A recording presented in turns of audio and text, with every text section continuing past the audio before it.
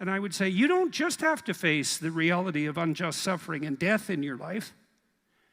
You have to face the reality of hell. And you might say, well, I don't believe in hell. It's like, well, do you believe in Nazi Germany? You know, do you believe in the Stalinist Soviet Union or Maoist China or Cambodia? That's hell. And you can assess that more deeply. You could say, well, that's not even hell. That's not as precise a formulation of hell as you might be able to conceptualize. Hell is actually participation in the process that led to the establishment of those countries. And that's something that human beings do. And the fact that we do that is something we have to face.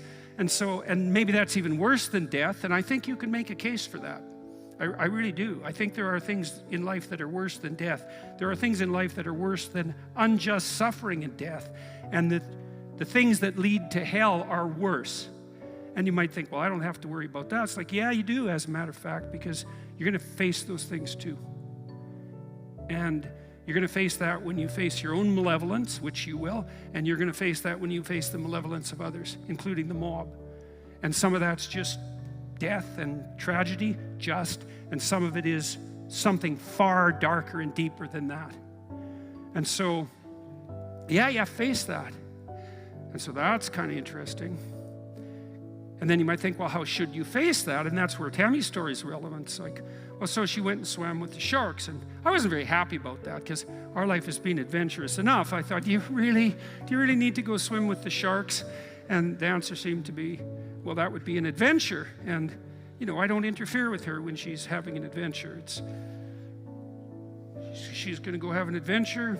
It's far be it for me to interfere. And then she told me, you know, that you had to look the shark in the eye or it would think you're prey. Think, well, what do you have to look in the eye so you're not prey?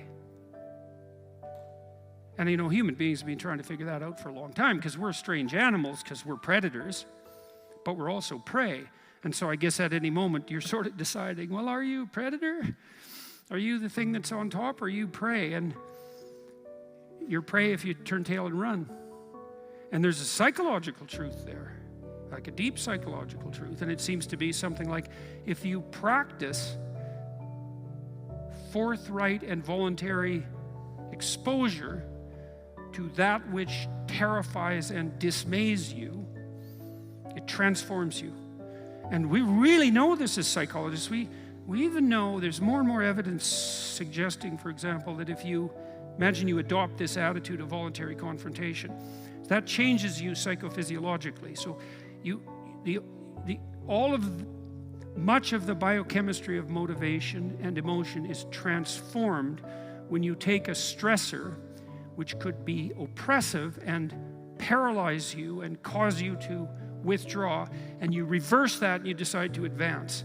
It's like a different spirit inhabits you. And I mean this physiologically. There's a whole different pattern of being that makes itself manifest in you neurologically and psychophysiologically and pharmacologically. So you take it on as a challenge, right? And that transforms you at a cellular level too, because one of the things we've discovered in recent years is that if you do something new and complex, then that turns on that parts of your DNA that haven't produced proteins before will start producing new proteins and reconstruct you from the cellular level up.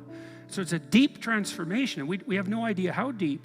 And again, you could ask yourself, if you didn't withdraw in fear from anything from everything that life threw at you, who could you become? And I would say that's the central religious question in some real deep sense. You know, are more things thrown at us than we can manage? Well, that's a tricky question, because pretty dreadful things are thrown our way. And you might say, well, that's just presents an insuperable barrier to progress. That's not very helpful, because you're alive, here you are, you got these problems to contend with, and if it's an impossible task, then how could you be anything but hopeless and desperate? But then you think, well, wait a second, how would things transform if I took this on as a voluntary adventure?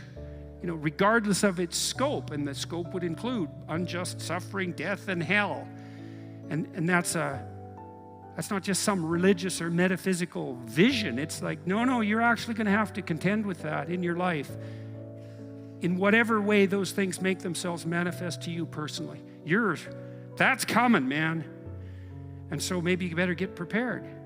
And then the question might be, well, what would happen if you got prepared? And the answer might be, you'd be prepared.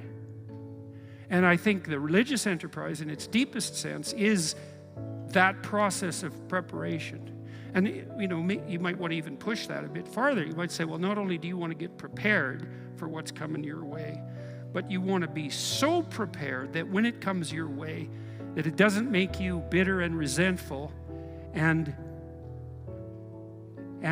tempted by the desire to walk the path that would make all of that even worse.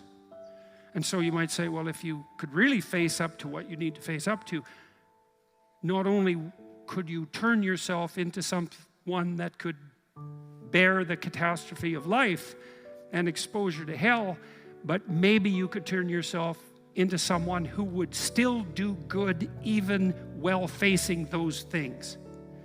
Now, that's a pretty noble goal, you know, because it's realistic. It's not naive at all. It says, look, man, you know, trouble's coming your way, and it's real. And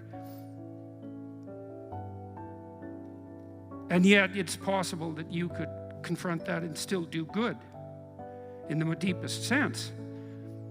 It's like, well, that's quite something. It would be really quite something if that's true. And one of the preconditions of that would be faith, I suppose. And in some sense, that's what Tammy was manifesting when she went down and swam with the sharks. Faith that if she looked the bloody predator in the eye, that would solve the problem. And then you think too, well, could it be any other way? It's like, well, we have all these problems in our lives, and we could think there's two possible ways of approaching those problems. One would be we just ignore them in the hopes they would what, go away? Well, and no one thinks that's, no one who isn't a child thinks that, and very few children. Nobody believes that. We know perfectly well that if you got to face something, man, you better face it. And if you're going to face it, that's probably the best pathway forward. And then you might think, well, what does that mean ultimately? And it might mean something like, face it, you know, as deeply as you possibly can and as voluntarily as you possibly can. And there's an element of faith in that because you have to put yourself on the line. But you're kind of stuck with that anyways. You know, that's the rub.